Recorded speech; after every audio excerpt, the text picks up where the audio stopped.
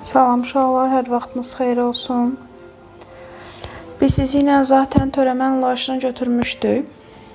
Düsturlarını falan bilirik. İndi gəlin onların kəsilməzliyi, qrafik haqqında danışaq.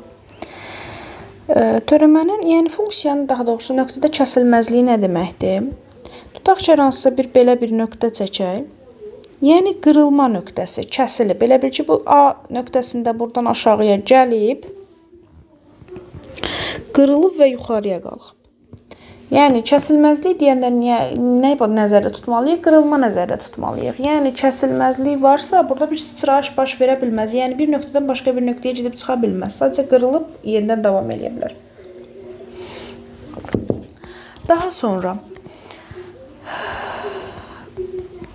funksiyanın nöqtədə kəsilməzliyi deyilərsə, birinci biz nələrə diqqət etməliyik? Birinci, hər hansısa bir fx funksiyasının C nöqtəsində kəsilməz olması üçün aşağıdakı şərtləri yazaq. Birinci, x bərabərdir 0 şərtini ödənməlidir. C şərtini ödənməlidir. Bəli, C buradadır. Mən bura bir A nöqtəsi deyə bilərəm. Burada bir B nöqtəsi deyə bilərəm. X ox üzərində C nöqtəsində nədir? Kəsiləndir. Daha sonra, ikinci, fx-in C nöqtəsində limiti olmalıdır.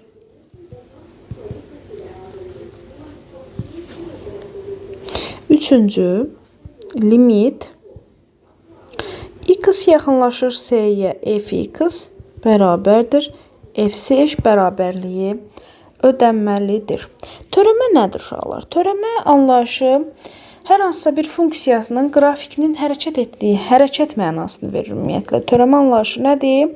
Törəmə anlayışı bizə hərəkət mənasını verir.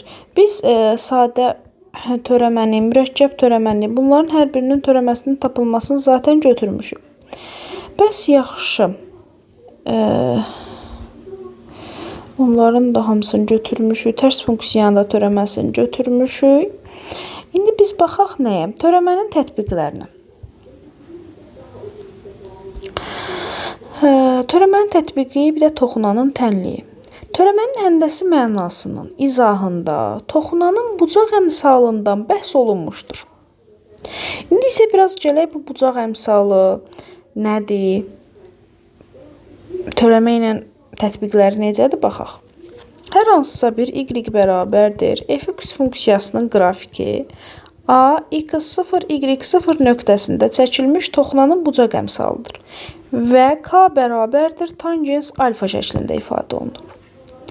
Burada k toxunanın bucaq əmsalıdır. Alfa toxunanın absis oxunun müsbət istiqaməti ilə əmələ gətirdiyi bucaqdır. Gəlin qrafik çəkək. Hər hansısa bir mən belə bir əyri çəkirim. Bir dənə də düz xətti nöqtəsindən keçirdirəm. Düz xətt və əyri. Y bərabərdir fx funksiyasıdır bu əyri olan. Bu hissə bizə verəcək y0-ı. Bu hissə bizə verəcək nəyi? X0-ı. Alfamız isə bura nəzərdə tutulacaq. Yəni biz bu funksiya üçün x0 nöqtəsində törəməsi tapmaq tələb olunarsa, onu da belə yaza bilərəm. Y ştrix k bərabərdir. Yenidən tangens alfa yaza bilərəm. Tutaq ki, nümunə. Deyir ki, misal, y bərabərdir 3x kubu plus 18x kvadratı plus 37x minus 2 funksiyasının qrafikinə toxunan düz xətt absis oxunu müsbət istiqamətində 45 dərəcə bucaq altında kəsir.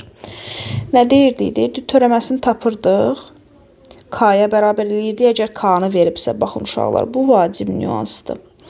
Törəməsini tapırsan, ya bucaq əmsalına bərabər eləyirsən, ya da verilmiş bucağın tangensinə bərabər eləyirsən, törəməsini tapandan sonra törəməsini tapırsan, bizə də 45 dərəcəli bucaq altında kəsir deyir.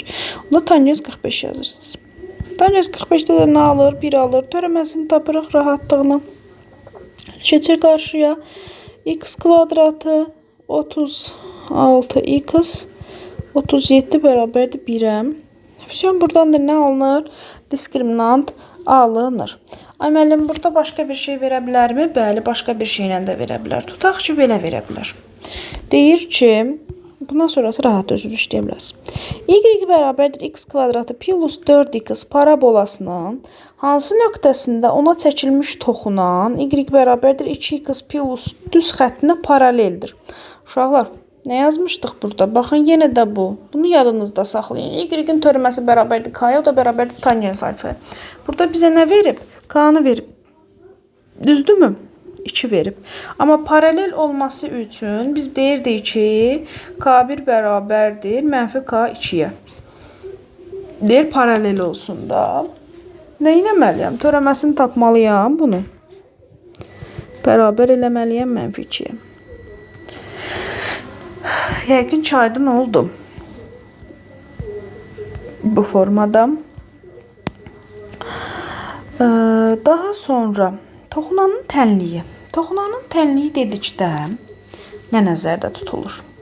K bərabərdir y çıx y0, x çıx x0.